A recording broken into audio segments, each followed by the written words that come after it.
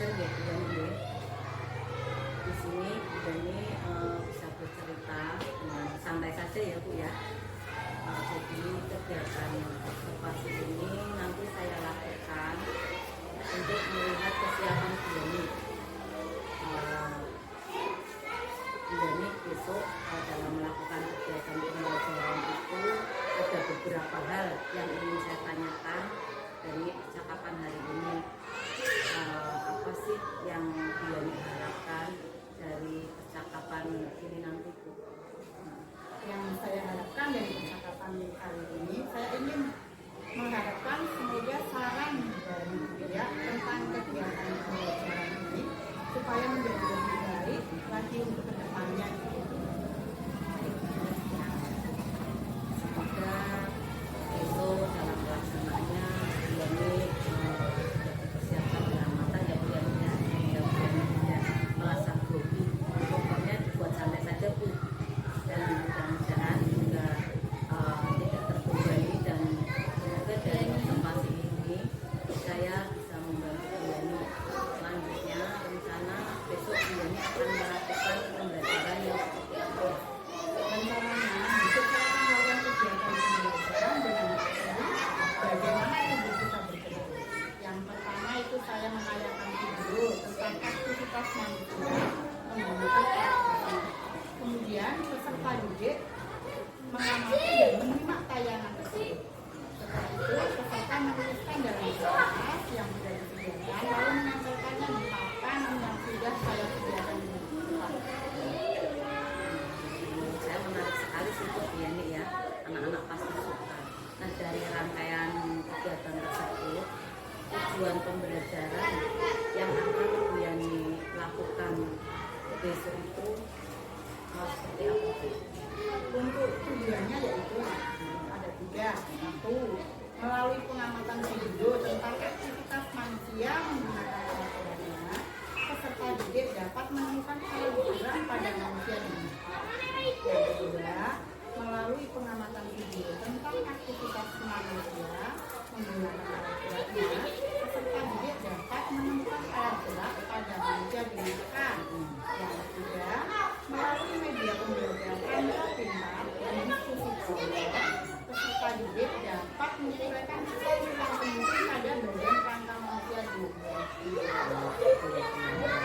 Bagus sekali tujuan pembelajarannya. Nah, Bu Yani kan sudah mempersiapkan kegiatan belajar untuk besok ya Bu ya. Nah, kira-kira persiapan apa saja yang sudah Bu Yani lakukan saat ini?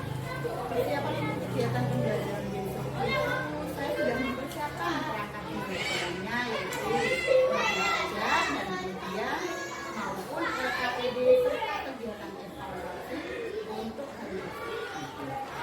Ini kebetulan belajarnya Bu Yani kan sudah dikirimkan ke saya ya Bu. Sudah saya baca baca dari Bu Yani itu sudah sangat lengkap sekali Bu.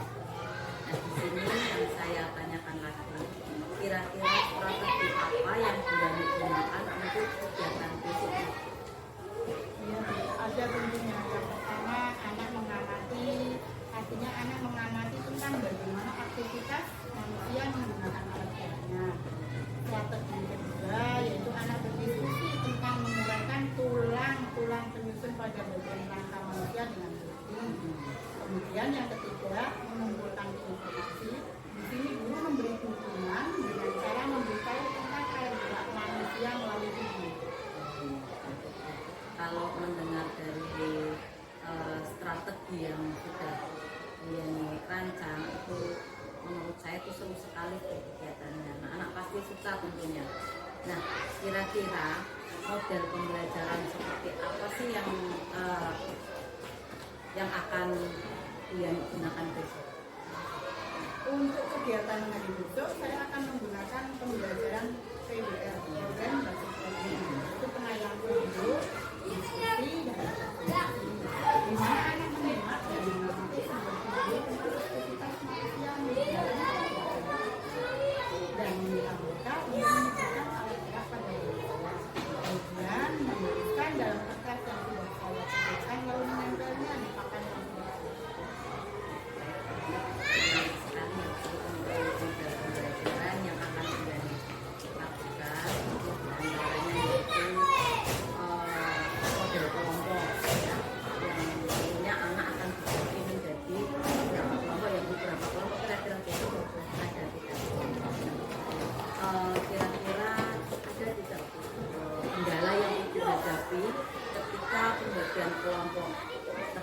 nanti apa kendala ketika Diani melakukan kegiatan pembelajaran di kelas?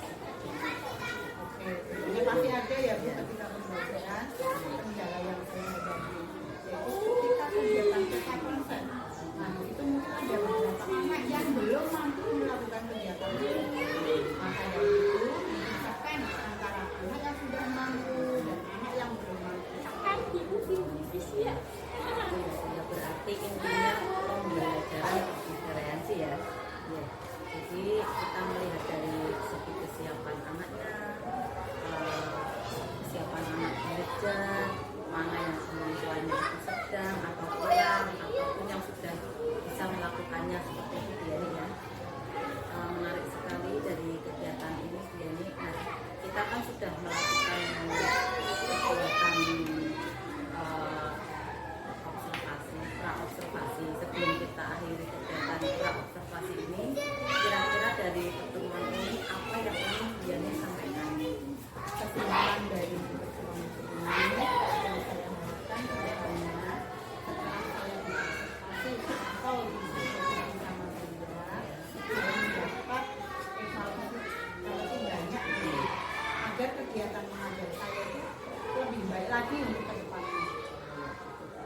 Berarti dengan adanya praktek observasi ini, Diani sendiri seperti diingatkan kembali ya Bu, poin-poin apa yang harus dilakukan dan diperlukan agar kita mengajar nantinya lebih maksimal.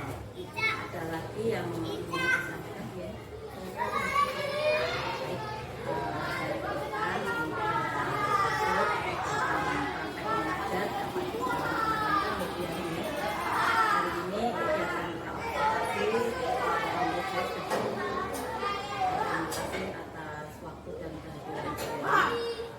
Mudah-mudahan pertemuan kali ini bisa bermanfaat untuk kita.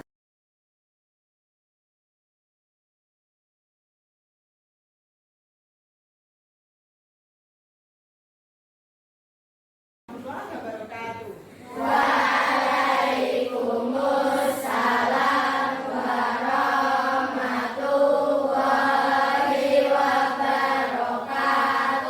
Anak-anak, bagaimana emosi kalian hari ini? Yuk silakan kalian tempelkan sama kalian di papan emosi.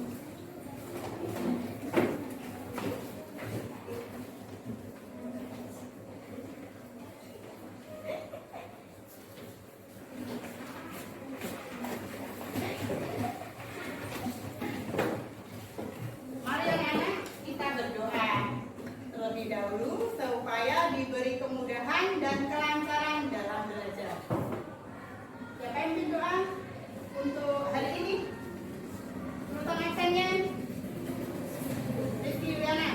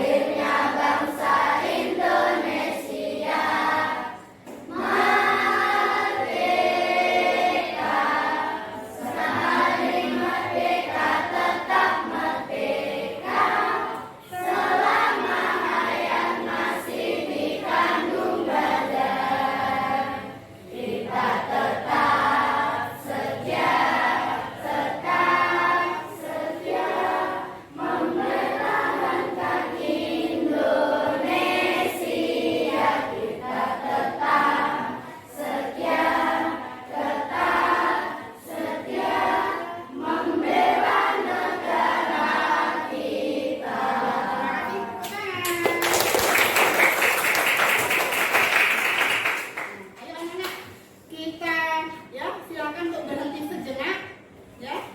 Tanpa menyender di kursi, duduk yang tegak.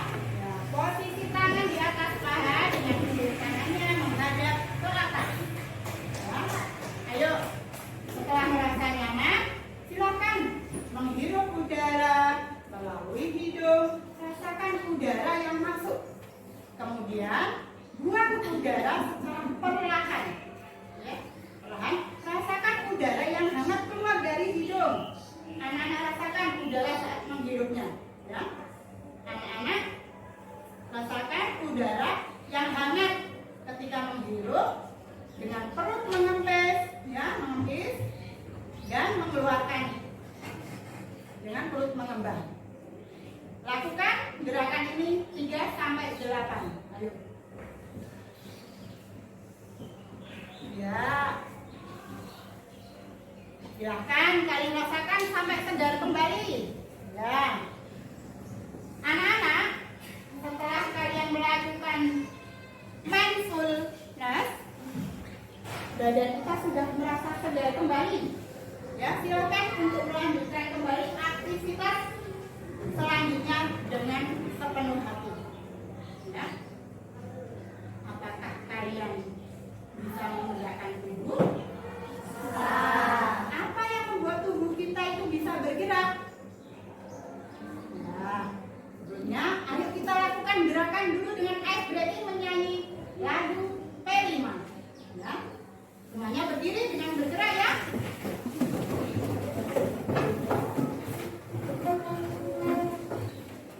1, 2, 3. Belajar Pancasila, beriman dan bertakwa pada Tuhan Yang Esa dan berakhlak mulia, berkebinekaan global, gotong royong mandiri, kreatif dan bernalar kritis. Silakan untuk kembali. Nah, hari ini kita mau belajar tentang materi, ya, aktivitas gerak manusia. Ya. Tujuan pembelajaran hari ini itu kita akan melakukan 3. Ya. Yang pertama, melalui pengamatan video tentang aktivitas manusia menggunakan alat gerak. Peserta didik dapat menemukan alat gerak pada manusia dengan tepat. Yang kedua, melalui pengamatan video tentang aktivitas manusia menggunakan alat geraknya, peserta didik dapat menganalisis fungsi rangka pada manusia dengan benar. Nah, yang ketiga, melalui media pembelajaran amplop pintar dan diskusi kelompok, peserta didik dapat menguraikan tulang-tulang penyusun pada bagian rangka manusia dengan teliti. Nah, ya, kita lihat videonya dulu ya.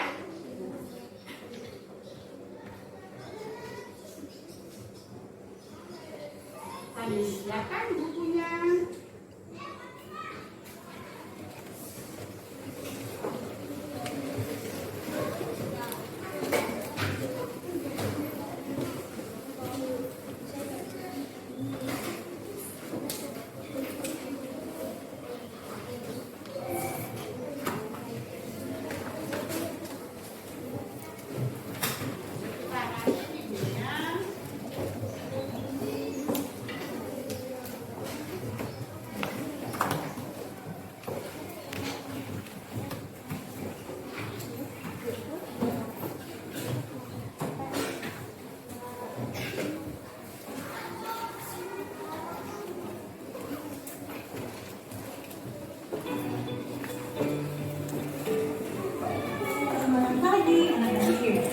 Kembali lagi belajar bersama Bu Ayu.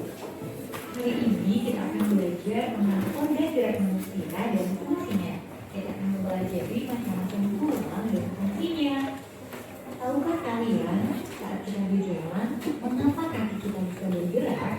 Mengapa juga tangan kita bisa berayun, memegang, dan menggenggam? Ya, kaki dan tangan kita bisa bergerak karena pada kaki dan tangan kita terdapat tulang dan otot. Tulang sebagai alat gerak pasif dan otot sebagai alat gerak aktif bekerja sama dalam melakukan pergerakan sehingga membentuk suatu sistem yang disebut sistem gerak. Perhatikan gambar berikut. Ini adalah gambar rangka manusia.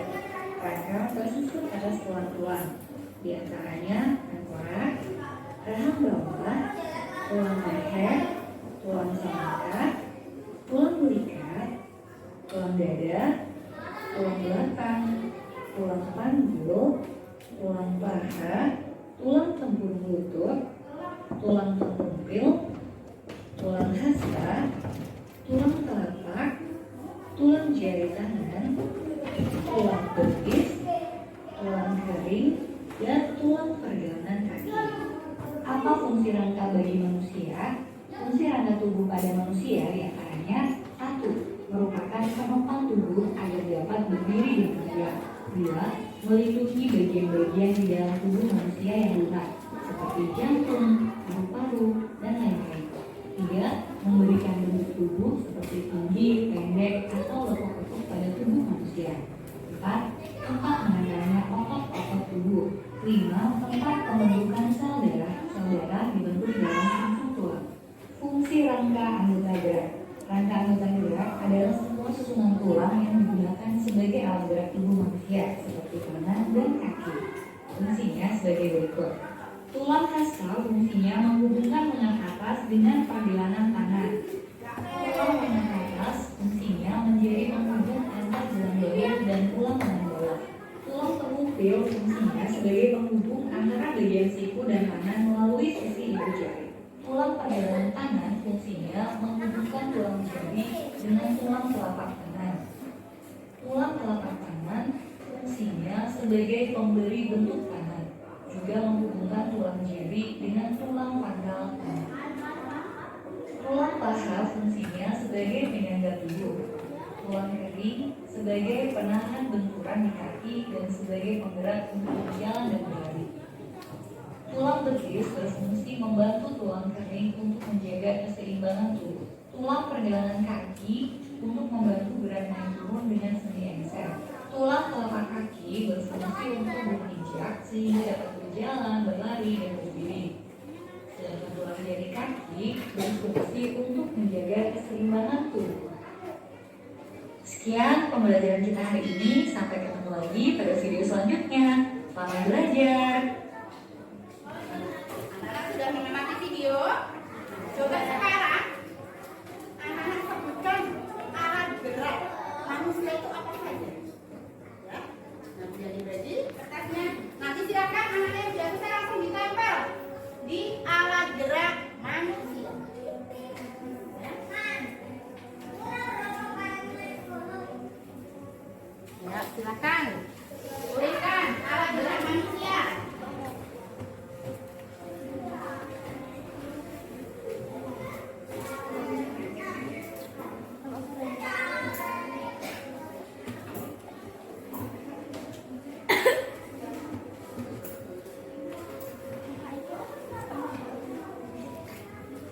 Bukan, satu aja, silakan. Ya, silakan yang kalian tahu yang kalian lihat tadi apa.